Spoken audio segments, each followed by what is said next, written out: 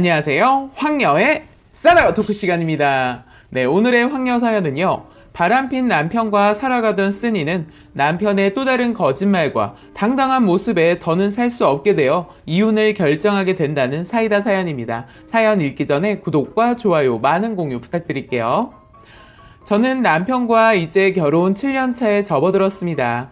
처음 결혼해서 3년까지는 무척 행복했던 것 같아요. 서로 맞벌이하면서 돈도 열심히 벌어서 집도 장만하고 딸아이도 생기고요. 그런데 역시나 행복은 오래가지 않더군요. 결혼 3년 만에 남편이 같은 직장 여직원과 바람을 피웠습니다. 결혼 생활을 그리 길게 하지도 않았는데 3년 만에 바람이라니 하늘이 무너져 내리는 기분이 들었습니다. 아마도 그때부터 지금까지 저는 아직도 그 어떠한 결론도 내리지 못하고 그냥 무덤덤하게 살고 있습니다. 남들이 보면 참 바보 같다고 생각할 수도 있겠네요. 아무튼 남편이 바람필 때 다니던 회사를 관두게 되었고 다른 데로 이직하게 되었습니다. 그런데 나중에 알게 된 일이지만 남편과 바람피웠다는 그 여직원이 남편 회사로 옮겼다더군요. 남편이 이직하고 얼마 뒤의 일입니다.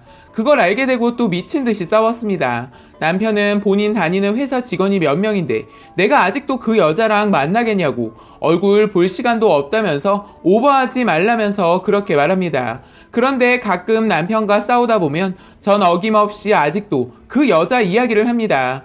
남편은 아직도 못 잊고 그러냐면서 참 한심하다고 저에게 그럽니다. 그런데 같은 건물 안에 바람핀 사람끼리 근무한다고 생각해보라고. 당신 같으면 어떤 기분이 들고 어떠한 생각들이 들 것 같냐고. 그러면서 내 머릿속엔 아직도 당신과 그 여자, 니네는 아직도 진행 중으로 보여진다라고 했습니다. 남편은 아니라고 지랄지랄하고 매우 당당합니다. 이런 상황에서 저희가 다른 아파트로 이사를 가야 하는 상황입니다. 현재 이사갈 아파트는 남편 명의로 되어 있습니다. 그런데 제가 그 집 들어갈 때 명의를 공동 명의로 해달라고 말했습니다. 그 집으로 이사 가면서 제 돈이 2억 5천이 들어가야 하는 상황이기 때문에 명의를 공동으로 하자고 한 것이죠. 솔직히 그것뿐만이 아니기에 남편에게 믿음이 가지 않았기 때문에 그렇게 말했습니다. 난 이제 당신 완전히 믿을 수가 없어. 그러니까 공동명의로 해줬으면 좋겠어. 공동명의로 해야지만 돈 보탤 수 있을 것 같으니까 그렇게 해줘. 라고 했는데 남편 하는 말이 취득세 아깝게 뭐하러 그렇게 해? 왜 나라에 꽁돈을 줘야 하는데 그리고 뭘 못 믿겠다는 거야? 내가 각서 쓰고 공증해 줄 테니까 그냥 그렇게 해. 라고 하는 겁니다. 저는 남편의 말에 그냥 공동명의로 해줘. 취득세 내가 다 낼 테니까 그리고 당신한테 피해 안 가게 할 테니까 이렇게 말하는데도 정말 막무가내입니다. 본인은 취득세가 아깝다는 거죠. 취득세를 어떻게든 제가 해결하겠다고 하는데도 뭐가 그리 아까운 걸까요? 남편이 계속 저렇게 나오니까 제가 그랬습니다.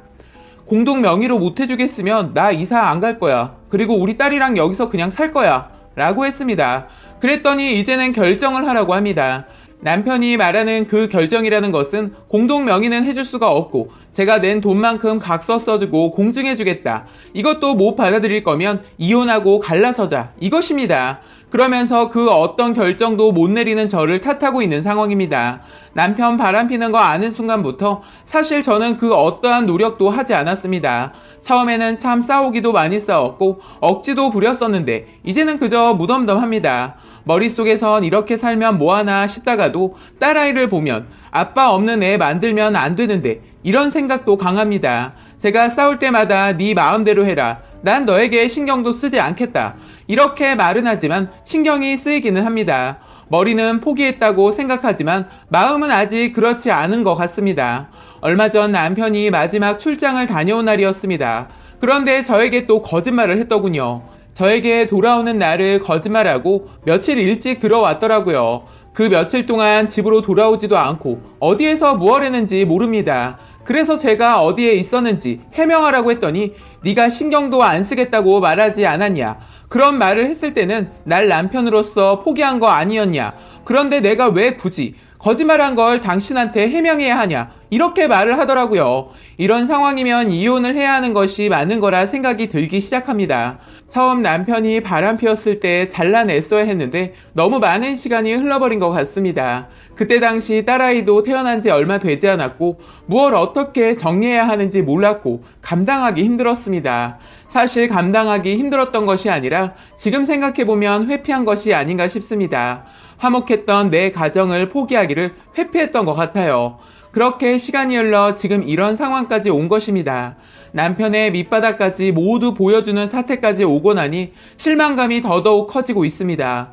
어찌 보면 남편에게 아직까지 포기하기 싫은 기대감이 남아 있었던 것 같기도 합니다. 아빠 없는 아이 만들어주고 싶지 않았는데 마음이 무겁습니다. 라고 사연 올려주셨고요. 후기 사연이 올라왔습니다. 사연 올리고 보름 정도 지났네요. 그리고 후기를 올립니다. 남편과 집 명의 문제는 결국 해결이 나지 않았습니다. 대신 다른 걸로 결론 내리기로 했습니다. 제가 며칠 전 남편에게 이혼하자고 말을 했습니다. 이제 애도 갓난쟁이도 아니고 이대로는 행복한 가정을 꾸려갈 자신이 없었어요. 진작에 행복이라는 표현 자체가 어울리지 않았던 가정이었지만 포기를 하지 않았던 거였죠. 어제 저녁 우리 그냥 이혼하자. 그게 제일 깔끔한 것 같아.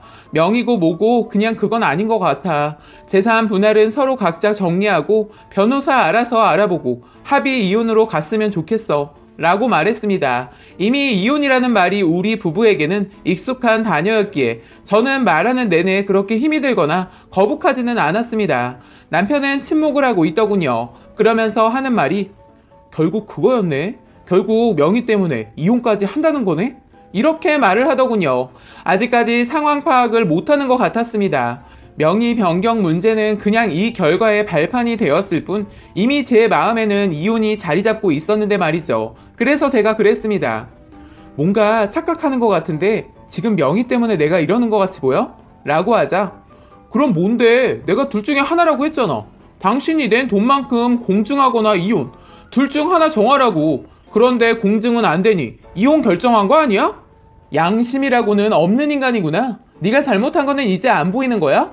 내가 아무리 신경 안 쓴다고 말했다고 하더라도 당당하게 거짓말까지 해놓고선 그거에 대해서는 잘못을 인지 못하나 보네?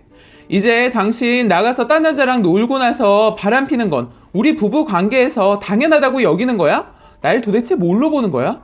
이미 우리 부부라고 생각하고 있지는 않았지만 우리 딸 때문에 여기까지 온 거고 혹시라도 당신이 반성하고 변할 거라 생각했어.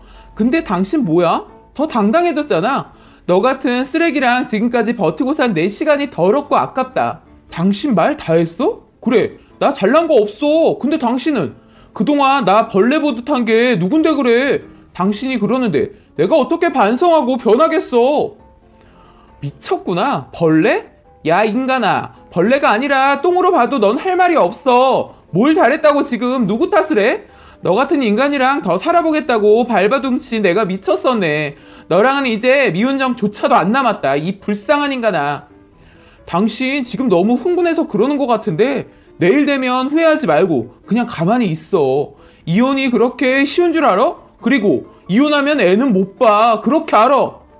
이 새끼가 이렇게 쓰레기인 줄은 몰랐습니다. 제가 바보였죠. 이런 인간 쓰레기를 몰라보고 몇 년을 더 살았다니 속이 뒤집어졌습니다. 딸에게 관심조차 없으면서 저보고 애를 못 볼 줄 알라고 하는 저런 개 막말을 하다니요. 제가 집에서 살림만 하는 사람이 아닙니다. 저 현재 직장 다니고 있으며 연봉 6천 정도입니다. 남편 모르게 비자금도 꽤 있고요. 제가 돈을 못 버는 것도 아니고 제가 미쳤다고 애를 저런 인간 쓰레기에게 주고 이혼을 하겠습니까? 제가 바람핀 남편 새끼 한번 용서했다고 저 인간이 저를 물로 보는 것 같은데 이대로라면 제가 죽도 밥도 안 될 것 같았습니다.